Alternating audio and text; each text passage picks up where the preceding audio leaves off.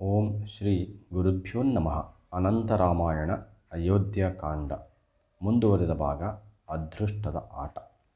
ಇತ್ತ ಸಂಭ್ರಮದ ಪಟ್ಟಾಭಿಷೇಕ ಮಹೋತ್ಸವವನ್ನು ಕಾಣಲು ಜನರ ಉತ್ಸಾಹವೇ ಉತ್ಸಾಹ. ಅರಮನೆಯ ಅಮಾತ್ಯರೆಲ್ಲ ದಶರಥನನ್ನು ಹುಡುಕಾಡಿದರು. ಹೊತ್ತು ಮೀರುತ್ತಾ ಬಂತು. ಸುಮಂತ್ರನು ಕೈಕೆಯ ಅರಮನೆಯತ್ತ ಹೋದನು. ನಡೆದು ಹೋದ ಘಟನೆಗಳು ಏನೊಂದು ಆತನಿಗೆ ತಿಳಿದಿರಲಿಲ್ಲ. ದಶರಥನ ಆಜ್ಞೆಯಂತೆ ಅಭಿಷಿಕ್ತನಾಗಲು ಸನ್ನದ್ಧನಾಗಿದ್ದ ರಘುನಂದನನ್ನು ಕೈಕಾಭವನಕ್ಕೆ ಕರೆದುಕೊಂಡು ಹೋದರು. ಸಾಕೇತದ ಯುವರಾಜನು ಸರ್ವಾಲಂಕಾರಯುತನಾಗಿ ತೀರ್ಥರೂಪರನ್ನು ಭೇಟಿಯಾಗಲು ಒಳಹೊಕ್ಕನು. ಅಲ್ಲಿಯ ಅಸ್ಪಷ್ಟ ಮತ್ತು ಅನಿರೀಕ್ಷಿತ ದೃಶ್ಯವನ್ನು ಕಂಡು ಯಾಕಮ್ಮ ಹೀಗಾಯಿತು ಎಂದು ಕೈಕಾಮಾತೆಯನ್ನು ಕೇಳಿದನು. ಏನಾದರೊಂದು ರೀತಿಯಲ್ಲಿ ತಂದೆಯವರ ಕಂಬನಿಗೆ ತಾನು ಕಾರಣನಾಗಿದ್ದರೆ ತಿಳಿಸಬೇಕು ಮತ್ತು ತಪ್ಪಿದ್ದಲ್ಲಿ ತನ್ನನ್ನು ಕ್ಷಮಿಸಬೇಕು ಎಂದು ಚಿಕ್ಕ ತಾಯಿಯಲ್ಲಿ ಪ್ರಾರ್ಥಿಸಿಕೊಂಡನು. ಇದೇ ಸುಸಂದರ್ಭವೆಂದು ಕೈಕೆ ಮನಸ್ಸಿನಲ್ಲಿ ಯೋಚಿಸಿ ನುಡಿದಳು. ರಾಘವ, ನಿನ್ನ ಮೇಲಿನ ಪುತ್ರ ವ್ಯಾಮೋಹವು ದಶರಥ ಮಹಾರಾಜರಿಗೆ ಅತಿಯಾಗಿದೆ. ಅವರು ಹಿಂದಕ್ಕೆ ನನಗೆ 2 ವರಗಳನ್ನು ಅನುಗ್ರಹಿಸಿದ್ದರು. ನಿನ್ನ ಬದಲಾಗಿ ಭರತನಿಗೆ ಪಟ್ಟಾಭಿಷೇಕವಾಗಬೇಕು. ನೀನು 14 ವರ್ಷ ಅರಣ್ಯವಾಸವನ್ನು ಅನುಭವಿಸಬೇಕು. ಈ 2 ವರಗಳನ್ನು ನಡೆಸಿಕೊಡಬೇಕೆಂದು ಕೇಳಿಕೊಂಡನು. ಅದಕ್ಕಾಗಿಯೇ ಶೋಕ. ಆ ವಿಚಾರ ನಿನಗೆ ಹೇಗೆ ತಿಳಿಸುವುದು ಎಂಬುದರ ಬಗ್ಗೆ ದುಃಖಿತರಾಗಿದ್ದಾರೆ. ಅರಣ್ಯವು ನಿನಗೆ ಹೊಸತಲ್ಲ. ವಿಶ್ವಾಮಿತ್ರರ ಅನುಗ್ರಹದಿಂದ ಮಂತ್ರಾಸ್ತ್ರಗಳನ್ನು ಅಲ್ಲಿಯೇ ಪಡೆದಿರುವೆ. ಧನುಜರ ಹಾವಳಿಯನ್ನು ಅಡಗಿಸಲು ನಿನ್ನ ಕೋದಂಡ ಶಕ್ತವಾಗಿದೆ. ಸತ್ಯಸಂಧನು ಸದ್ಗುಣವಂತನು ಆದ ನೀನು ವರಗಳನ್ನು ನಡೆಸಿಕೊಡುವೆಯಾದರೆ ಸರ್ವ ಕಷ್ಟ ದುಮ್ಮಾನಗಳು ಒಮ್ಮಿಂದೊಮ್ಮೆಗೆ ದೂರವಾಗುವು. ರಾಜಕುಮಾರನು ಕಿರಿಯ ಮಾತೆಯ ಈ ನುಡಿಗಳನ್ನು ಕೇಳಿ ಮುಗುಳ್ನೆಗೆ ಬೀರಿದನು. ಅಮ್ಮ, ನೀವು ಏನು ಮಹಾ ದೊಡ್ಡ ವರಗಳನ್ನು ಕೇಳಿದ್ದೀರಿ? ನನ್ನಲ್ಲಿ ಮತ್ತು ಭರತನಲ್ಲಿ ಯಾವ ಭೇದವೂ ಇಲ್ಲ. ಆತನು ಪಟ್ಟಾಭಿಷಿಕ್ತನಾದರೆ ನಾನಾದಂತೆಯೇ ಅಲ್ಲವೇ? ಈ ಸಣ್ಣ ವಿಚಾರಕ್ಕೆ ನೀವಿಬ್ಬರೂ ಇಷ್ಟು ಚಿಂತಿಸುತ್ತಿದ್ದೀರಿ ಎಂದು ಬೇಸರಿಸುತ್ತಿದ್ದೇನೆ. ಅರೆಕ್ಷಣದಲ್ಲಿ ನಿಮ್ಮ ಮಾತನ್ನು ನಡೆಸಿಕೊಡುತ್ತೇನೆ. ಜಟಾವಲ್ಕಲಧಾರಿಯಾಗಿ ಕಾಡನ್ನು ಪ್ರವೇಶಿಸುವುದು ಪರಮಾನಂದದ ವಿಚಾರ. ಸ್ವಲ್ಪ ಕಾಲದ ಹಿಂದೆ ಮಹರ್ಷಿ ಕೌಶಿಕರೊಂದಿಗಿದ್ದು ಅಲ್ಲಿಯ ಸುಖವನ್ನು ಉಂಡು ಬಂದಿದ್ದೇನೆ. ಪ್ರಕೃತಿ ದೇವಿಯು ದೇವ ಸನ್ನಿಧಿಯನ್ನು ಬಯಸಿ ಸದಾ ವನದಲ್ಲಿ ವಾಸಿಸುತ್ತಿರುವವಳಂತೆ ಅಲ್ಲಿಗೆ ಹೋಗುವುದೆಂದರೆ ಮಗನು ತಾಯಿಯನ್ನು ಕಾಣಲು ಹೋದಂತೆ ಅಲ್ಲವೇ? ನನ್ನ ತಂದೆಯವರಲ್ಲಿ ಈ ವರಗಳನ್ನು ಕೇಳುವುದರ ಮೂಲಕ ನನ್ನನ್ನು ಕೃತಾರ್ಥನನ್ನಾಗಿ ಮಾಡಿದ್ದೀರಿ. ನೀವು ಕೇಳಿದ ವನವಾಸದ ಅವಧಿ ಕೇವಲ 14 ವರ್ಷ ಮಾತ್ರ. ರಾಜ್ಯದ ಬೊಕ್ಕಸಕ್ಕೆ ಐಶ್ವರ್ಯ ಕಮ್ಮಿಯಾದೀತು ಎಂಬ ಅರ್ಥದಿಂದ ನಾನು ಜಟಾವಲ್ಕಲಧಾರಿಯಾಗಿ ಹೋಗಬೇಕೆಂದು ತಾವು ಖಂಡಿತ ಅಪೇಕ್ಷಿಸಲಾರಿರಿ. ನಾಡನ್ನು ಬಿಟ್ಟು ಕಾಡಿಗೆ ಹೋಗುವ ನಾನು ವನವಾಸಕ್ಕೆ ಯೋಗ್ಯವಾದ ಬಟ್ಟೆ ಬರೆಗಳನ್ನು ಧರಿಸುವುದು ಉಚಿತ ಎಂದು ಹೇಳಿದ್ದಿರಬೇಕು. ಅಮ್ಮ, ನನ್ನ ಬಾಳಿಗೆ ಹೊಸ ಆಯಾಮ ಬರಲಿದೆ. ಒಂದು ಕ್ಷಣ ತಡ ಮಾಡದೆ ಹೊರಡುತ್ತೇನೆ. ಶಿರವಾಗಿ ನಮಿಸುತ್ತೇನೆ. ರಾಮನ ವಾಕ್ಯಗಳು ಕೈಕೆಯನ್ನು ಆನಂದ ಸಾಗರದಲ್ಲಿ ಮುಳುಗಿಸಿದವು. ಕ್ಷಣಕಾಲ ವಿಸ್ಮಿತಳಾದಳು. ಅಭಿಷೇಕವಾಗಲಿರುವ ಕುಮಾರ ಕಂಠೀರವನು ಕಾಡು ಪಾಲಾಗುವ ಸುದ್ದಿ ಕಾಡ್ಗಿಚ್ಚಿನಂತೆ ಅಯೋಧ್ಯೆಯಲ್ಲಿ ಹರಡಿತು. ಪ್ರಜೆಗಳು ಕುಪಿತರಾದರು, ಕ್ಷುದ್ರರಾದರು, ಕಳವಳಗೊಂಡರು. ಈ ಕೈತವದ ಬಗ್ಗೆ ಆಶ್ಚರ್ಯಪಟ್ಟರು. ವೃದ್ಧನಿಗೆ ಏನು ಮುದಿಭ್ರಾಂತಿ ಹಿಡಿಯಿತು ಎಂದು ಶಪಿಸಲು ಪ್ರಾರಂಭಿಸಿದರು. ಜನರು ಅಲ್ಲಲ್ಲಿ ಗುಂಪು ಸೇರಿದರು. ಕೋಪಾವಿಷ್ಟರಾಗಿ ಅನ್ಯಾಯದ ವಿರುದ್ಧ ಪ್ರತಿಭಟಿಸತೊಡಗಿದರು. ಹಿರಿಯ ರಾಣಿಯು ತನ್ನ ಮಗನಿಗೆ ಆದ ಅನ್ಯಾಯವನ್ನು ಕೇಳಿ ಕೈಕೆಯ ಮನೆಗೆ ಧಾವಿಸಿ ಬಂದಳು. ಮನೋಹರ ಮೂರ್ತಿ ರಘುರಾಮನನ್ನು ವೀಕ್ಷಿಸುವ ತವಕದಿಂದ ಒಳಪ್ರವೇಶ ಮಾಡಿದಳು. ರಾಮನ ನೆರಳನ್ನೇ ಹಿಂಬಾಲಿಸುತ್ತಿರುವ ಲಕ್ಷ್ಮಣನ ಕಿವಿಗೆ ಅಣ್ಣನ ಕಾನನದ ವಾಸದ ಕೆಟ್ಟ ಸುದ್ದಿ ತಿಳಿಯಿತು. ಅಂಗಾಂಗಗಳು ಕೋಪದಿಂದ ನಡುಗಲು ಪ್ರಾರಂಭಿಸಿದವು. ಪ್ರಳಯ ಕಾಲದ ಭೈರವನಂತೆ ಕಿಡಿಕಾರಿದನು, ಹೊಗೆಯುಗುಳಿದನು. ಪುತ್ರ ವ್ಯಾಮೋಹದ ಗರ ಹಿಡಿದ ಕೈಕೆಯ ಬಾಯಿಗೆ ಬಡಿದು ಹಲ್ಲು ಉದುರಿಸಿ ಹಿರಿಯಣ್ಣನಿಗೆ ಪಟ್ಟಾಭಿಷೇಕ ಮಾಡಿಸುತ್ತೇನೆ ಎನ್ನುತ್ತಾ ರಾಮನಿದ್ದಲ್ಲಿಗೆ ಓಡಿ ಬಂದನು. ಸುತ್ತಮುತ್ತ ಇದ್ದ ಜನ ಭಯಭೀತರಾದರು. ಅಣ್ಣನನ್ನು ನೋಡುತ್ತಾ, ನಮ್ಮ ಅಪ್ಪನಿಗೆ ಮುದಿಮರುಳು ಹಿಡಿದಿದೆ. ಚಿಕ್ಕ ತಾಯಿಯ ನಾಟಕದಲ್ಲಿ ಖಳನಾಯಕನ ಪಾತ್ರವನ್ನು ವಹಿಸಿದ್ದಾನೆ. ನಿನ್ನ ರಾಜ್ಯಾಭಿಷೇಕವನ್ನು ಈ ಜಗತ್ತಿನ ಯಾವ ಶಕ್ತಿಯೂ ತಡೆಯಲಾರದು. ಇಂದ್ರಾದಿ ದೇವತೆಗಳನ್ನು, ಅಷ್ಟದಿಕ್ಪಾಲಕರನ್ನು, ಹರಿಹರ ಬ್ರಹ್ಮರನ್ನು ತರಿಸಿ ಉತ್ಸವವನ್ನು ವಿಜೃಂಭಣೆಯಿಂದ ಜರುಗಿಸುತ್ತೇನೆ. ಮುಹೂರ್ತ ತಪ್ಪಬಾರದು. ದಯಮಾಡಿ ವೇಳೆ ಹಾಳು ಮಾಡದೆ ಇವರೆಲ್ಲರನ್ನು ಇಲ್ಲಿಯೇ ಬಿಟ್ಟು ಅಭಿಷೇಕ ಭವನವನ್ನು ಪ್ರವೇಶಿಸುವ ಎಂದನು. ಲಕ್ಷ್ಮಣನ ನಿಷ್ಕಳಂಕ ಪ್ರೀತಿಯನ್ನು ನೋಡಿ ಶ್ರೀರಾಮನು ಮುಗುಳ್ನಗೆ ಬೀರಿದನು. ಕೌಸಲ್ಯಗೆ ರಾಮನ ಸಮಾಧಾನ. ಕಾಡ್ಗಿಚ್ಚಿನಂತೆ ಪಸರಿಸಿದ ಸುದ್ದಿ ಕೌಸಲ್ಯೆಯ ಹೃದಯವನ್ನು ಕರಗಿಸಿತು. ಸೆರಗು ಜಾರಿ ಬೀಳುವುದನ್ನು ಲೆಕ್ಕಿಸದೆ ಶ್ರೀರಾಮನ ಬಳಿ ನಿಂದಳು. ಕೈಗಳಿಂದ ಕಲಶ ಕನ್ನಡಿಗಳು ಕೆಳಗೆ ಬಿದ್ದವು. ಸೊರಗಿದಳು. ಬಿಕ್ಕಿ ಬಿಕ್ಕಿ ಅತ್ತಳು. ಅಯೋಧ್ಯೆಗೆ ಅರಸಾಗಬೇಕಾದವನು ಅರಣ್ಯವನ್ನು ಅಲಂಕರಿಸಬೇಕಾಯಿತೆ? ಕೋಟಿ ಕೋಟಿ ಮಹಾಜನರ ಚಕ್ರವರ್ತಿಯಾಗಬೇಕಾದ ಪುತ್ರನು ಮೂಕ ಮೃಗ ಪಕ್ಷಿಗಳ ಜೊತೆ ತಿರುಗಾಡುವ ಕಾಲ ಬಂತೆ ಎಂದು ಮನ ಮರುಗಿತು. ಕೌಸಲ್ಯೆಯು ಲಕ್ಷ್ಮಣನ ಮಾತುಗಳಿಗೆ ಧ್ವನಿಗೂಡಿಸಿ, ಮಗು ಶ್ರೀರಾಮ, ನಿನ್ನನ್ನು ನವಮಾಸ ಗರ್ಭದಲ್ಲಿ ಹೊತ್ತು ಹೆತ್ತ ನನ್ನ ಮಾತುಗಳನ್ನು ಆಲಿಸು. ಮಾತೃದೇವೋ ಭವ ಎಂಬ ಶಾಸ್ತ್ರೋಕ್ತಿಯಲ್ಲಿ ಅಚಲವಾದ ವಿಶ್ವಾಸ ಬಿಟ್ಟಿರುವವನು ನೀನು. ಧರ್ಮದ ಮರ್ಮವನ್ನು ಅರಿತಿರುವೆ. ಕುಹುಚಿಗಳ ಪಿತೂರಿಗೆ ಬಲಿಯಾಗಬೇಡ. ಪಿತೃವಾಕ್ಯ ಪರಿಪಾಲನೆಯ ನೆಪದಲ್ಲಿ ಇಲ್ಲಿಂದ ತೆರಳದೆಯಾದರೆ ನನ್ನ ಹೃದಯಕ್ಕೆ ತಡೆಯಲಾಗದ ಆಘಾತವಾದೀತು. ನೀನು ಮಾಡುವ ಕಾರ್ಯಗಳು ಹೆತ್ತ ಅಮ್ಮನ ಕರುಳನ್ನು ನೋಯಿಸಬಾರದಷ್ಟೇ. ಆದುದರಿಂದ ಘೋರ ಏಪಿನ ವಾಸಕ್ಕೆ ಹೋಗುವ ಮನ ಮಾಡದೆ ಇಲ್ಲಿಯೇ ಇದ್ದು ನಮ್ಮನ್ನು ಸಂತೋಷಗೊಳಿಸು. ಪ್ರಯಾಣಿಕನೊಬ್ಬನು ಕಡು ಬಿಸಿಲಲ್ಲಿ ದಿನಗಟ್ಟಲೆ ನಡೆದು ನೀರನ್ನು ಕಾಣದೆ ಹಂಬಲಿಸುತ್ತಿರುವಾಗ ಭಾಗೀರಥಿಯು ಮೇಲಿಂದ ಸುರಿದರೆ ಸ್ವರ್ಗ ಸುಖವನ್ನು ಪಡೆವಂತೆ ವೃದ್ಧಾಪ್ಯದಲ್ಲಿ ನಿನ್ನನ್ನು ಪಡೆದು ಪುತ್ರಭಾಗ್ಯ ದೊರಕಿಸಿಕೊಂಡು ಆ ಆನಂದದಿಂದ ನಾವು ವಂಚಿತರಾಗಬಾರದು. ಕುಮಾರ, ದೃಢಮನಸ್ಕನಾಗು. ಅಭಿಷೇಕಕ್ಕೆ ತಲೆಯನ್ನು ಬಾಗು ಎಂದಳು. ರಘುವರನು ಅಮ್ಮನ ಮರುಕವನ್ನು ಕಂಡನು. ಹೆಣ್ಣು ಹೃದಯದ ನಾಡಿ ಬಡಿತವನ್ನು ಅರ್ಥೈಸಿಕೊಂಡನು.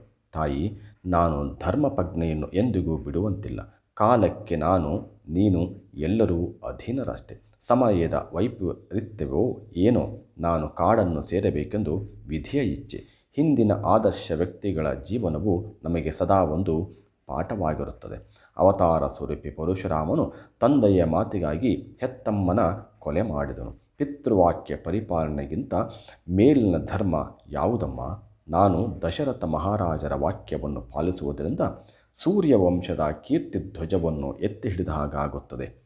ಕ್ಷಣಿಕವಾದ ರಾಜ್ಯ ಭೋಗಕ್ಕೆ ಆಶೆಪಟ್ಟು ನಂಬಿ ಬಂದ ತತ್ವಕ್ಕೆ ತಿಲಾಂಜಲಿ ಇತ್ತು ನಾನು ಮನವನ್ನು ಬದಲಾಯಿಸಿದರೆ ಹಿಂದೆ ಈ ಸಿಂಹಾಸನವನ್ನು ಏರಿ ಧರ್ಮಧ್ವಜವನ್ನು ಹಾರಿಸಿದ ನನ್ನ ತಾತ ಮುತ್ತಾತಂದಿರು ಪರಿಹಾಸ್ಯ ಮಾಡಬಹುದು. ಸೂರ್ಯವಂಶದಲ್ಲಿ ರಾರಾಜಿಸುವ ರಾಣಿ ನೀವು. ನಿಮ್ಮ ಕಂದನನ್ನು ಆಶೀರ್ವದಿಸಿ ಕಳುಹಿಸಬೇಕು. ನಾನು ಎಲ್ಲಿಯೇ ಇರಲಿ ನಿಮ್ಮೆಲ್ಲರ ಅನುಗ್ರಹ ಬಲದಿಂದ ಸುಖಿಯಾಗಿರುತ್ತೇನೆ. ಈ ಪ್ರಕ್ಷುಬ್ಧ ಪರಿಸ್ಥಿತಿಯಲ್ಲಿ ಸಮಾಧಾನವನ್ನು ತಂದುಕೊಳ್ಳಿರಿ. ಈ ದುಃಖಾತಿರೇಕದ ಸಂದರ್ಭದಲ್ಲಿ ನೀವು ನನ್ನ ಅಪ್ಪನ ಬಳಿ ಇದ್ದು ಶುಶ್ರೂಷೆಯನ್ನು ಮಾಡಿ ನನ್ನನ್ನು ಅನುಗ್ರಹಿಸಬೇಕು. ಸ್ತ್ರೀ ಸಮುದಾಯಕ್ಕೆ ಆದರ್ಶರೆನಿಸಿಕೊಂಡ ನಿಮಗೆ ಹೆಚ್ಚೇನು ಹೇಳಲು ನಾನು ಶಕ್ತನಲ್ಲ ಎಂದನು. ಕೌಸಲ್ಯಗೆ ನಿಂತ ನೆಲವೇ ತನ್ನನ್ನು ನುಂಗಿದಂತೆ ಭಾಸವಾಯಿತು. ಬೀಸುತ್ತಿದ್ದ ಮಂದ ಮಾರುತವು ಸುಡುವಂತೆ ಅನುಭವವಾಯಿತು. ದುಃಖ ಉಮ್ಮಳಿಸಿತು. ಕಣ್ಣೀರು ಧಾರಾಕಾರವಾಗಿ ಸುರಿಯಿತು. ಮಾತುಗಳೇ ಬಾರದೆ ತೊದಲಿದಳು. ಲಕ್ಷ್ಮಣನು ಪುನಃ ಅಣ್ಣನಲ್ಲಿ ಪೌರುಷವೇ ಶ್ರೇಷ್ಠವಾದದ್ದು. ಕೆಲಸಕ್ಕೆ ಬಾರದ ಪಿತೃವಾಕ್ಯದ ಮೊರೆಹೊಕ್ಕು ನಿನ್ನ ಸಿಂಹ ಸ್ವರೂಪವಾದ ಶಕ್ತಿ ಧೈರ್ಯಗಳನ್ನು ನಿಸ್ತೇಜಗೊಳಿಸಬೇಡ. ಪಿತೃವಾಕ್ಯದ ಹಿಂದೆ ಇರುವ ಮೋಸದ ಮೊಸಳೆಗೆ ತುತ್ತಾಗಬೇಡ. ಪ್ರಾಜ್ಞರಾದವರು ಎಲ್ಲವನ್ನು ಅರ್ಥೈಸಿಕೊಂಡು ಮುಂದೆ ಹೆಜ್ಜೆಡತಕ್ಕದ್ದು ಎಂದನು. ಆದರೆ ರಾಮನ ದೃಢ ನಿರ್ಧಾರ ಬದಲಾಗಲಿಲ್ಲ. ಹೊರಡಲು ಉದ್ಯುಕ್ತನಾದನು. ಅಚಲವಾದ ನಿಷ್ಠೆಯನ್ನು ಕಂಡು ಕೌಸಲ್ಯೆಯು ವತ್ಸನನ್ನು ತನ್ನ ಬಳಿ ಕೊಳ್ಳಿರಿಸಿದಳು. ಕೈಗಳು ರಾಮನ ಶಿರಸ್ಸನ್ನು ಮೆಲ್ಲ ಮೆಲ್ಲನೆ ನೇವರಿಸಿದವು. ಒಮ್ಮೆ ಆತನ ಮೋರೆಯನ್ನು ನೋಡಿದಳು. ತನ್ನ ಮಗು ಯಜ್ಞ ಪಶುವಿನಂತಾಯಿತು ಎಂದು ದುಃಖಿಸಿದಳು. ಮಗು ರಾಘವ, ಯಾವ ಧರ್ಮವನ್ನು ನೀನು ಅತ್ಯಂತ ದೃಢ ಮನಸ್ಸಿನಿಂದಲೂ ಧೈರ್ಯದಿಂದಲೂ ಪಾಲಿಸುತ್ತಿರುವೆಯೋ ಅದೇ ಧರ್ಮವು ನಿನ್ನನ್ನು ಹೋದಲ್ಲಿ ಬಂದಲ್ಲಿ ಸಂರಕ್ಷಿಸಲಿ. ಓ ವನದೇವತೆಗಳೇ, ನನ್ನ ಕುಮಾರನು ಸ್ನಾನಕ್ಕೆಂದು ಕೊಳಕ್ಕೆ ಇಳಿದಾಗ ಭಯಾನಕ ಜಲಚರಗಳಾದ ಮೊಸಳೆ ತಿಮಿಂಗಲಗಳು ನುಂಗದೇ ಇರಲಿ. ಕಾಡಿನಲ್ಲಿ ಅಡ್ಡಾಡುವಾಗ ಅಲೆದಾಡುವಾಗ ದುಷ್ಟ ಜನರ ಉಪಟಳವಾಗದಿರಲಿ. ಅಷ್ಟದಿಕ್ಪಾಲಕರು ಇಂದ್ರಾದಿ ದೇವತೆಗಳು ದಶ ದಿತ್ಯರು ಸದಾ ರಕ್ಷಿಸುತ್ತಿರಲಿ ಎಂದಳು. ಅಶ್ರು ಜಲಧಾರಾಕಾರವಾಗಿ ಸುರಿಯಿತು. ದೇಹ ಬಸವಳಿಯಿತು. ಜಾನಕಿಯ ಭೇಟಿ. ತಾಯಿಯ ಆಶೀರ್ವಾದವನ್ನು ಸ್ವೀಕರಿಸಿ ಅರಣ್ಯಕ್ಕೆ ತೆರಳುವ ಮೊದಲು ಕೈ ಹಿಡಿದ ಮಡದಿಯನ್ನು ಸಮಾಧಾನಗೊಳಿಸುವುದು ಕರ್ತವ್ಯವೆಂದು ತಿಳಿದು ಸೀತೆಯ ಅಂತಃಪುರಕ್ಕೆ ಬಂದನು. ಅಭಿಷೇಕದ ಸಂಭ್ರಮದಲ್ಲಿದ್ದ ಜಾನಕಿಗೆ ಯಾವುದೂ ತಿಳಿದಿರಲಿಲ್ಲ. ರಾಮನನ್ನು ಕಂಡ ಕೂಡಲೇ ಸಖಿಯರು ಹಿಂದೆ ಸರಿದರು. ಎದುರು ಬರುತ್ತಿರುವ ಪತಿಯನ್ನು ನಗುಮುಖದಿಂದ ಸ್ವಾಗತಿಸಿದಳು. ಜಾನಕಿಯನ್ನು ಕಂಡೊಡನೆ ನಡೆದಿರುವ ಘಟನೆಯನ್ನು ಹೇಗೆ ತಿಳಿಸಲಿ ಎಂದು ವ್ಯಾಕುಲ ಚಿತ್ತನಾದನು. ಗಂಭೀರವಾದ ರಾಮಚಂದ್ರನ ಮೋರೆಯಲ್ಲಿ ಅಂತರ್ಗತವಾಗಿದ್ದ ಆಳವಾದ ಚಿಂತೆಯನ್ನು ಗುರುತಿಸುವಲ್ಲಿ ಆಕೆ ಯಶಸ್ವಿಯಾದಳು. ನಿಸ್ಸಂಕೋಚವಾಗಿ ಎಲ್ಲವನ್ನು ವಿವರಿಸಬೇಕೆಂದು ಅಂಗಲಾಚಿ ಬೇಡಿದಳು. ಗತಿಸಿ ಹೋದ ವಿಚಾರವನ್ನು ಸೀತೆಗೆ ತಿಳಿಸಿದನು. ಜಾನಕಿ ತಾನೊಂದು ನೆನೆದರೆ ದೈವವಿನ್ನೊಂದು ನೆನೆಯುವುದು. ದೈವ ಸಂಕಲ್ಪವನ್ನು ಯಾರೂ ಮೀರಲಾರರು. ಈ ಹಿಂದೆ ನನ್ನ ಪಿತೃಮಹಾಶಯರು ಚಿಕ್ಕ ತಾಯಿ ಕೈಕಾದೇವಿಯೇ ಕೊಟ್ಟ ವರಗಳಿಂದಾಗಿ ನಾನು ಈ ಅಯೋಧ್ಯೆಯನ್ನು ಬಿಟ್ಟು ವನವಾಸವನ್ನು ಮಾಡಬೇಕಾಗಿದೆ. ಆಕೆಯ ಇಚ್ಛೆಯ ಪ್ರಕಾರ ನನ್ನ ಒಲವಿನ ತಮ್ಮ ಭರತನ ಪಟ್ಟಾಭಿಷೇಕವಾಗಲಿದೆ. ಆದ್ದರಿಂದ ನನ್ನ ಮನಸ್ಸು ಕದಲಲಿಲ್ಲ, ಬದಲಾಗಿ ಹರ್ಷಿತನಾಗಿದ್ದೇನೆ. ವನವಾಸದ ವ್ರತವನ್ನು ಸ್ವ ಇಚ್ಛೆಯಿಂದಲೇ ಸ್ವೀಕರಿಸಿ 7 ವರ್ಷ ದಂಡಕಾರಣ್ಯದಲ್ಲಿ ಸುತ್ತಲಿದ್ದೇನೆ. ನಾನಿಲ್ಲದ ಈ ವೇಳೆ ಅರಮನೆಯಲ್ಲಿ ಅತ್ತೆ ಮಾವಂದಿರ ಶುಶ್ರೂಷೆ ಮಾಡುತ್ತಾ ಮೈದುನ ಮತ್ತು ತಂಗಿಯಂದಿರ ಮನಸ್ಸಿಗೆ ಒಂದಿಷ್ಟು ನೋವಾಗದಂತೆ ನಡೆದುಕೋ. ದೈವಾನುಗ್ರಹಕ್ಕೆ ಪಾತ್ರಳಾಗುವ ಉತ್ತಮ ಕಾರ್ಯಗಳನ್ನು ಮಾಡು. ನನ್ನ ವಿರಹ ನಿನಗೆ ಅತೀವ ದುಃಖವನ್ನುಂಟು ಮಾಡಲಿದೆ ಎಂಬ ಅರಿವು ನನಗಿದೆ. ಆದರೆ ಏನು ಮಾಡುವುದು? ಎಲ್ಲವೂ ನಾವು ಬಯಸಿದಂತೆ ಆಗುವುದಿಲ್ಲವಷ್ಟೇ. ಆಜ್ಞೆ ಮಾಡಿದ 14 ಸಂವತ್ಸರಗಳನ್ನು ಪೂರೈಸಿ ಸಾಧ್ಯವಾದಷ್ಟು ಬೇಗ ನಿನ್ನ ಬಳಿ ಬರುತ್ತೇನೆ. ಮ್ಲಾನ ವದನಳಾಗಬೇಡ. ಸತಿ ಶಿರೋಮಣಿ ನೀನು.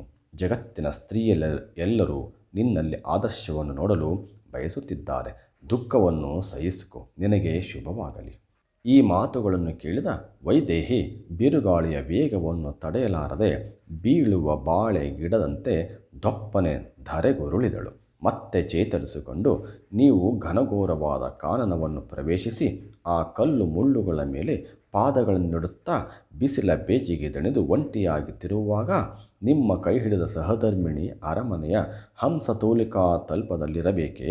ನೀವಾದರೂ ಧರ್ಮದ ವಿವೇಚನೆಯನ್ನು ತಿಳಿದುಕೊಂಡೇ ಅರಣ್ಯವಾಸಕ್ಕೆ ಮನಮಾಡಿದ್ದೀರಿ. ಇದರಲ್ಲಿ ತಪ್ಪೇನಿಲ್ಲ. ಆದರೆ ನಿಮ್ಮವಳೇ ಆದ ನನಗೂ ಸದ್ಧರ್ಮ ಎಂಬ ನಿಯಮ ಇದೆ.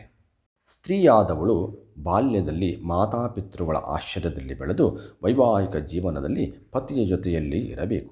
ಸುಖದಲ್ಲಿ ಪಾಲ್ಗೊಳ್ಳಬೇಕಾದ ಭಾರ್ಯೆ ಕಷ್ಟದಲ್ಲಿಯೂ ಸಹಭಾಗಿಯಾಗಬೇಕು.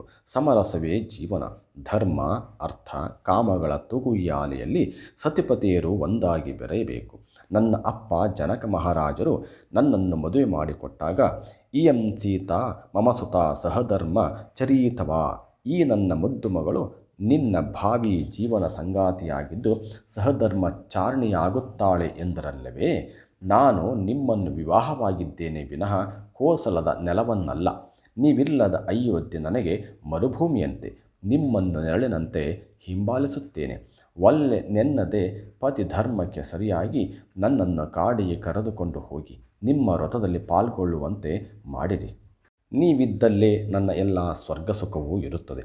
ಮಹಾಶಕ್ತಿವಂತರಾದ ನೀವು ನನ್ನ ಬಳಿ ಇರಲು ನನಗೆ ಯಾವ ಭಯವೂ ಇಲ್ಲ. ನಿಮ್ಮ ನೆರಳನ್ನು ಅನುಸರಿಸುತ್ತೇನೆ. ನನ್ನ ಮೇಲೆ ಕೃಪೆಯಿಟ್ಟು ಕರೆದುಕೊಂಡು ಹೋಗಲೇಬೇಕು ಎಂದು ಹಠ ಹಿಡಿದಳು. ರಾಮನ ಸಮಾಧಾನದ ಮಾತುಗಳು ಆ ಸಾಧ್ವಿಯ ಮೇಲೆ ಪರಿಣಾಮ ಬೀರಲಿಲ್ಲ. ಕಾಡಿನ ಕಷ್ಟಗಳೆಂಬ ಕತ್ತಲೆಯು ಶ್ರೀರಾಮಚಂದ್ರನೆಂಬ ಸೂರ್ಯಪ್ರಕಾಶದ ಎದುರು ಕ್ಷಣ ಮಾತ್ರ ನಿಲ್ಲಲು ಅಸಾಧ್ಯವೆಂಬ ತನ್ನ ದೃಢ ವಿಶ್ವಾಸವನ್ನು ರಾಮನ ಮನಮುಟ್ಟುವಂತೆ ವಿವರಿಸಿದಳು. ರಾಜಕುಮಾರನು ನಿರುಪಾಯನಾದನು. ಸೀತೆಯ ಪ್ರೇಮ ನಿರ್ಬಂಧವು ಆತನ ಹೃದಯದ ಮೇಲೆ ಪರಿಣಾಮ ಮಾಡಿಯೇ ಮಾಡಿತು. ಬೇರೆ ಉಪಾಯವಿಲ್ಲದೆ ಮನಸ್ಸಿಲ್ಲದ ಮನಸ್ಸಿನಿಂದ ತನ್ನ ಜೊತೆ ಬರಲು ಸಮ್ಮತಿಯಿತ್ತನು. ಈ ಬೆಳವಣಿಗೆಗಳನ್ನು ಕಂಡು ತನ್ನ ಅಣ್ಣನನ್ನು ಇನ್ನು ನಾಡಿನಲ್ಲಿರಲು ಒತ್ತಾಯಿಸಿ ಪ್ರಯೋಜನವಿಲ್ಲವೆಂದು ನಿಶ್ಚಯಿಸಿ ಅಗ್ರನ ಜೊತೆಯಲ್ಲಿ ಕಾಡನ್ನು ಪ್ರವೇಶಿಸುತ್ತೇನೆ ಎಂದು ಲಕ್ಷ್ಮಣನು ಸಂಕಲ್ಪಿಸಿದನು. ನಾವಿಬ್ಬರೂ ಬಾಲ್ಯದಿಂದ ಜೊತೆಯಲ್ಲಿ ಆಡಿ ಬೆಳೆದವರು. ನೀನು ವಿಶ್ವಾಮಿತ್ರರನ್ನು ಹಿಂಬಾಲಿಸಿದಾಗ ನಾನು ಅಯೋಧ್ಯೆಯಲ್ಲಿ ಉಳಿಯಲಿಲ್ಲ. ನಿನ್ನನ್ನು ಬಿಟ್ಟು ಅರೆಗಳಿಗೆ ಜೀವಿಸಲು ನನ್ನಿಂದ ಅಸಾಧ್ಯ. ನೀನಿಲ್ಲದ ಅಯೋಧ್ಯೆ ಮರುಭೂಮಿಗಿಂತ ಕೀಳು. ಕಾಂತಾರವನ್ನು ಪ್ರವೇಶಿಸಿ ನಿಮ್ಮಿಬ್ಬರನ್ನು ತಾಯಿ ತಂದೆಯೆಂದು ತಿಳಿದು ನನ್ನಿಂದ ಕೈಲಾದಷ್ಟು ಸೇವೆಯನ್ನು ಮಾಡಿ ಆತ್ಮಸಂತೋಷವನ್ನು ಮತ್ತು ಸಂತೃಪ್ತಿಯನ್ನು ಪಡೆಯುವೆ. ನಿನ್ನ ಋಣವನ್ನು ತೀರಿಸಲು ನನಗೆ ಒಂದಿಷ್ಟು ಅವಕಾಶವನ್ನು ಕಲ್ಪಿಸು ಎಂದನು. ಸೌಮಿತ್ರಿಯನ್ನು ಯಾವುದೇ ರೀತಿಯಲ್ಲಿ ಸಂತೈಸುವುದು ಅಸಾಧ್ಯವೆಂಬುದಾಗಿ ಯೋಚಿಸಿ ಮರು ಮಾತನಾಡದೆ ಲಕ್ಷ್ಮಣನ ವನಾಭಿಗಮನಕ್ಕೆ ರಾಮನು ಅಪ್ಪಣೆಯಿತ್ತನು. ಸಾಕೇತವು ಶೋಕ ಸಾಗರವಾಯಿತು. ರಾಮ, ಲಕ್ಷ್ಮಣ, ಜಾನಕಿ ಈ ಮೂವರು ದಶರಥ ಮಹಾರಾಜನ ಆಶೀರ್ವಾದವನ್ನು ಪಡೆಯಲು ತೆರಳಿದರು. ದಶರಥನು ದುಃಖ ಸಾಗರದಲ್ಲಿ ಮುಳುಗಿದ್ದನು. ರಾಘವನನ್ನು ಸಂತೈಸಿ ರಾಜಧಾನಿಯಲ್ಲಿಯೇ ನಿಲ್ಲಿಸುವ ಉಪಾಯವು ತೋಚದೆ ಹೋಯಿತು. ಮಕ್ಕಳ ಆಗಮನವನ್ನು ಕಂಡು ಚಕ್ರವರ್ತಿಯು ಒಂದೇ ಸಮನೆ ಅಳತೊಡಗಿದನು. ಶ್ರೀರಾಮನು ಬೇರೇನನ್ನು ಹೇಳದೆ ತಮ್ಮನ್ನು ಅನುಗ್ರಹ ಮಾಡಿ ಕಳಿಸಬೇಕೆಂದು ಬೇಡಿದನು. ಕುಮಾರ, ನಿನ್ನ ಮನೋದೃಢತೆಯನ್ನು ನನ್ನಿಂದ ಬದಲಾಯಿಸಲು ಸಾಧ್ಯವಾಗಲಿಲ್ಲ. ನನ್ನ ಕಟ್ಟ ಕಡೆಯ ಒಂದು ಮಾತನ್ನು ನಡೆಸಿಕೊಡು. ಈ ದಿನ ಒಂದು ರಾತ್ರಿಯಾದರೂ ಇಲ್ಲಿದ್ದು ನಾಳೆ ಹೋಗು ಎಂದನು. ಅಪ್ಪ, ಐಶ್ವರ್ಯಭರಿತವಾದ ಅಯೋಧ್ಯೆಯನ್ನು ಬಿಟ್ಟು ಹೋಗುವುದು ಯಾರಿಗಾದರೂ ಕಷ್ಟವೇ ಸರಿ. ಅದರಲ್ಲಿಯೂ ನನ್ನ ಭಾಗ್ಯ ದೇವತೆಯಾದ ನಿಮ್ಮನ್ನು ಹೇಗೆ ಬಿಡಲು ಸಾಧ್ಯ? ಮಾತುಶ್ರೀಯವರನ್ನು, ಚಿಕ್ಕ ತಾಯಂದಿರು, ಸಹೋದರ, ಮಂತ್ರಿ, ಮಾಗದ ಪ್ರಜಾಜನರನ್ನು ಬಿಟ್ಟು ಹೋಗುವಾಗ ನನ್ನ ಹೃದಯ ದ್ರವಿಸದೆ? ಹಾಗಿದ್ದರೂ ಒಂದಿದೆ, ಕರ್ತವ್ಯದ ಮುಂದೆ ಇವೆಲ್ಲವುಗಳ ತ್ಯಾಗಕ್ಕೆ ನಾವು ಸಿದ್ಧರಾಗಲೇಬೇಕು. ನಿಮ್ಮ ಮಾತಿನ ಪ್ರಕಾರ ಒಂದು ವೇಳೆ ಈ ದಿನವನ್ನು ಇಲ್ಲಿಯೇ ಕಳೆದನಾದರೆ ನಾಳೆ ನನ್ನ ಮನಸ್ಸಿನ ಸ್ಥಿರತೆ ಉಳಿದೀತೆಂಬುದು ಹೇಗೆ? ಕಾಡನ್ನು ಪ್ರವೇಶಿಸುವ ಬಗೆಗೆ ನಾಳೆ ಚಂಚಲ ಚಿತ್ತನಾದರೆ ಕರ್ತವ್ಯ ಚ್ಯುತಿ ಮಾಡಿದ ಹಾಗಾಗುವುದಿಲ್ಲವೇ? ಆದುದರಿಂದ ಧರ್ಮ ಕಾರ್ಯಕ್ಕೆ ವಿಳಂಬಿಸಬಾರದು. ಇಂದು ನಾವು ಮಾಡುವ ಕೆಲಸವನ್ನು ಇಂದೇ ಮಾಡಬೇಕು. ಈಗಲೇ ಹೋಗುತ್ತೇವೆ. ಅಯೋಧ್ಯೆಯ ಜನರು ಭಾವೋದ್ರಿಕ್ತರಾಗಿದ್ದಾರೆ ಎಂಬ ವದಂತಿ ಬಂದಿದೆ. ನನ್ನ ಅಗಲುವಿಕೆಯು ಪ್ರಜಾಜನರಲ್ಲಿ ಕ್ಲೇಶವನ್ನಾಗಲಿ ಕ್ಷೋಭೆಯನ್ನಾಗಲಿ ತರಬಾರದು. ಮಹಾರಾಜರಾದ ನೀವು ಅವರನ್ನು ಸಮಾಧಾನಪಡಿಸಿ ಆಳಬೇಕು. ನನ್ನ ಸಹೋದರನಾದ ಭರತನನ್ನು ಶೀಘ್ರವೇ ಸಾಕೇತಕ್ಕೆ ಕರೆಸಿಕೊಳ್ಳಿರಿ. ನಾವಿಬ್ಬರೂ ನಿಮ್ಮ 2 ಕಣ್ಣುಗಳ ಹಾಗೆ ತಾನೇ. ನಮ್ಮಲ್ಲಿ ಭೇದವಿದೆಯೇ? ಹೋಗಿ ಬರುತ್ತೇವೆ. ಪೂರ್ಣಾನುಗ್ರಹ ಮಾಡಿರಿ ಎಂದನು. ದಶರಥನ ಹೃದಯ ತಳಮಳಗೊಂಡಿತು. ದೇಹವು ಕಂಪಿಸಿತು. ಶೋಕ ಸಾಗರದಲ್ಲಿ ಮುಳುಗಿದ ರಾಜನು ಮನಸ್ಸಿಗೆ ಶಾಂತಿಯನ್ನು ತಂದುಕೊಳ್ಳಲಾರದೆ ದುಃಖದಿಂದ ಉಮ್ಮಳಿಸಿ ಮೂರ್ಛೆ ತಪ್ಪಿ ನೆಲದ ಮೇಲೆ ಕುಸಿದು ಬಿದ್ದನು. ಸೇರಿದ ಜನರು ಅಯ್ಯೋ, ಅನ್ಯಾಯವಾಯಿತು ಎಂದು ರೋಧಿಸತೊಡಗಿದರು. ಜಟಾವಲ್ಕಲ ಕೈಕೆಯು ಮಾತ್ರ ಈ ಮೂವರು ಕೋಸಲವನ್ನು ಎಷ್ಟು ಬೇಗ ಬಿಟ್ಟು ತೆರಳುತ್ತಾರೋ ಅಷ್ಟು ಬೇಗ ತನ್ನ ಕುಮಾರನಿಗೆ ಕ್ಷೇಮ ಎಂದು ಯೋಚಿಸಿ ಅವರ ರಾಜೋಚಿತ ಉಡುಗೆಗಳನ್ನು ತೆಗೆದಿರಿಸಲು ಅವಸರಪಡಿಸಳು. ತನ್ನ ಕೈಯಿಂದಲೇ ನಾರುಮಡಿಯನ್ನು ರಾಘವರನಿಗೆ ಕೊಟ್ಟಳು. ರಾಜ ವೈಭವೋಪೇತವಾದ ಉಡುಪುಗಳನ್ನು ಧರಿಸಿ ಹೋಗುವುದು ಸರಿಯಲ್ಲ ಎಂದು ನಿಷ್ಠೂರವಾಗಿ ಹೇಳಿದಳು. ವಸಿಷ್ಠರ ಮನಸ್ಸು ತಡೆಯಲಿಲ್ಲ. ಕೈಕೆ, ಇಷ್ಟರವರೆಗೆ ನಮ್ಮ ಕೋಪಕ್ಕೆ ಕಡಿವಾಣ ಹಾಕಿಕೊಂಡಿದ್ದೆವು. ನಿನ್ನ ಹೃದಯದ ಹಾಲಲ್ಲಿ ವಿಷಯವು ಬೆರೆಸಿತ್ತು ಎಂದು ಈಗ ತಿಳಿಯಿತು. ಸಾಧ್ವಿಯಾದ ಸೀತೆಗೆ ನಾರು ಬಟ್ಟೆಯೇ? ಕೋಸಲ ವಂಶದಲ್ಲಿ ಹಿರಿಯ ಮಗನಿಗೆ ಪಟ್ಟವಲ್ಲವೇ? ಮೂರ್ಖಳಾಗಿ ವರ್ತಿಸಿದೆ, ಏನು ಮಾಡುವುದು ಎಂದರು. ನೆರೆದಿದ್ದ ಅರಮನೆಯ ಪ್ರಮುಖರು ಕಿರಿಯ ರಾಣಿಯನ್ನು ಶಪಿಸತೊಡಗಿದರು. ರಾಜಕುಮಾರರು ಜಟಾವಲ್ಕಲಧಾರಿಯಾಗಿ ನಾರು ಮಡಿಯನ್ನುಟ್ಟ ದೃಶ್ಯವನ್ನು ಕಂಡು ಸರ್ವರು ಮಮ್ಮಲ ಮರುಗಿದರು. ಕೌಸಲ್ಯೆಯು ತನ್ನ ಸೊಸೆ ಸೀತೆಗೆ ಪತಿ ಸೇವೆ ಮತ್ತು ವನದಲ್ಲಿ ಜೀವನ ಮಾಡಬೇಕಾದ ರೀತಿ ನೀತಿಗಳನ್ನು ವಿವರಿಸಿದಳು. ಆಕೆಯ ಹೃದಯವು ಕರೆಗೆ ನೀರಾಯಿತು. ಈ ಎಲ್ಲವನ್ನು ಮೂಕ ಪ್ರೇಕ್ಷಕಳಂತೆ ಕಾಣುತ್ತಿದ್ದ ದಶರಥನ ಕಿರಿಯ ಅರಸೆ ಸುಮಿತ್ರೆಯು ಮುಖ ತಗ್ಗಿಸಿ ರೋಧಿಸಳು. ಕಣ್ಣೀರು ಧಾರಾಕಾರವಾಗಿ ಸುರಿಯಿತು. ಮಗು ಲಕ್ಷ್ಮಣ, ನೀನು ಕಾಡಿಗೆ ಹೋಗುವ ಪ್ರಮೇಯ ಒದಗಿ ಬಾರದಿದ್ದರೂ ನೀನಾಗಿಯೇ ಆಮಂತ್ರಿಸಿಕೊಂಡೆ. ಇದಕ್ಕೆಲ್ಲ ರಾಮನ ಮೇಲಿರುವ ಅತಿಯಾದ ಭಕ್ತಿಯೇ ಕಾರಣ. ಆಗಲಿ ಕುಮಾರ, ನಮ್ಮೆಲ್ಲರನ್ನು ನೀನು ಬಿಟ್ಟು ಹೋಗುವೆಯಾದರೂ ನಿನ್ನ ಅಣ್ಣನ ಸೇವೆ ಮಾಡಿಕೊಂಡು ಅವನ ಬಳಿ ಇರುವೆ ಎಂಬ ಸಮಾಧಾನ ನನಗಿದೆ. ನೋಡು ಕಂದ, ವಿಶಾಲವಾದ ಈ ಅಯೋಧ್ಯೆಯನ್ನು ಬಿಟ್ಟು ನೀನು ಕಾಡಿನಲ್ಲಿರುವಾಗ ಅದನ್ನೇ ಸಾಕೇತ ನಗರಿ ಎಂದು ತಿಳಿದರೂ ಚಕ್ರವರ್ತಿ ದಶರಥ ಮಹಾರಾಜರು ಅಲ್ಲಿ ಇರುವುದಿಲ್ಲ. ಭೂಮಂಡಲದೊಡೆಯ ಶ್ರೀರಾಮನನ್ನು ಜನ್ಮ ಕೊಟ್ಟ ತಂದೆಯಂತೆ ಭಾವಿಸು. ನಾನು ಪತಿವ್ರತ ಧರ್ಮಕ್ಕೆ ಕಟ್ಟುಬಿದ್ದು ನನ್ನೊಡೆಯನ ಬಳಿ ಇಲ್ಲಿ ಇರುತ್ತೇನೆ. ಸೂರ್ಯ ವಂಶವನ್ನು ಬೆಳಗಿಸಲು ಬಂದ ನಿನ್ನ ಅತ್ತಿಗೆ ಸೀತಾದೇವಿಯನ್ನು ಮಾತೃಭಾವದಿಂದ ಪೂಜಿಸು. ಅವರಿಬ್ಬರ ಸೇವೆಯನ್ನು ತಾಯಿ ತಂದೆಯರ ಸೇವೆಯೆಂದು ಭಾವಿಸಿ ಮಾಡು ಎಂದಳು. ಮಾತೆ ಸುಮಿತ್ರೆಯ ವಾಕ್ಯವನ್ನು ಶಿರಸಾವಹಿಸಿ ಅಣ್ಣನ ಹಿಂದೆ ಲಕ್ಷ್ಮಣನು ಹೊರಟು ನಿಂತನು. ಮನ ಕರಗುವ ಈ ದೃಶ್ಯವನ್ನು ಕಂಡು ವಸಿಷ್ಠರು ನಿಟ್ಟುಸಿರು ಬಿಟ್ಟರು. ಶ್ರೀರಾಮ, ನಿನ್ನ ಜನ್ಮ ಧನ್ಯ. ಧರ್ಮವೆಂಬ ವೃಕ್ಷದ ಬೀಜವು ಪ್ರಥಮವಾಗಿ ಮನುವಿನಿಂದಾಗಿ ಮೊಳಕೆಯೊಡೆಯಿತು. ವಿಕುಕ್ಷಿ ಮಹಾರಾಜನ ಕಾಲದಲ್ಲಿ ಪುಟ್ಟ ಸಸಿಯಾಗಿ ಬೆಳೆಯಿತು. ದಿಲೀಪ ಮತ್ತು ರಘುವಿನ ರಾಜ್ಯಭಾರದಲ್ಲಿ ಎಲೆ ಚಿಗುರಿ ಬೆಳೆಯಿತು. ನಿನ್ನ ಅಜ್ಜ ಅಜರಾಜನ ಸಮಯದಲ್ಲಿ ವೃಕ್ಷವಾಗಿ ಕಂಗೊಳಿಸಿತು. ದಶರಥ ಚಕ್ರವರ್ತಿಯ ರಾಜ್ಯಭಾರದಲ್ಲಿ ಮರದಲ್ಲಿ ಘಮಘಮಿಸುವ ಹೂಗಳು ಅರಳಿದವು. ಈಗ ನೀನು ತೋರುತ್ತಿರುವ ಮಹತ್ತರವಾದ ತ್ಯಾಗದಿಂದಾಗಿ ನಿನ್ನ ವಂಶಜರು ಸತತವಾಗಿ ಬೆಳೆಸಿದ ಮಹಾವೃಕ್ಷದಲ್ಲಿ ಫಲವು ಮೂಡುವಂತೆ ಆಯಿತು.